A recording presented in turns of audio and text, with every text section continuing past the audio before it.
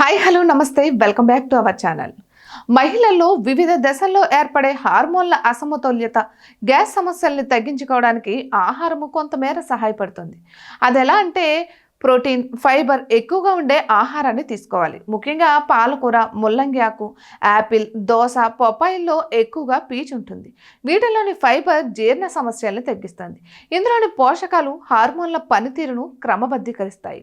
ఇక సాంప్రదాయ ఆహారంగా సుగంధ ద్రవ్యాల్లో ఒకటిగా పిలిచే జీలకర్రకు జీర్ణ వ్యవస్థ పనితీరును మెరుగుపరిచే శక్తి ఎక్కువగా ఉంటుందట. రక్తహీనత సమస్యను అస్సలు రానివ్వదు. ఇక జీలకర్రలో ప్లాంట్ బేస్డ్ కంపౌండ్స్ అధికం.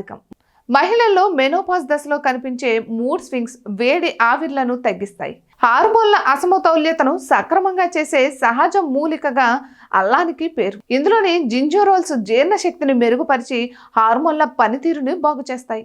ఇటువంటి మరెన్నో వీడియోస్ కోసం మా ఛానల్ని సబ్స్క్రైబ్ చేసుకోండి.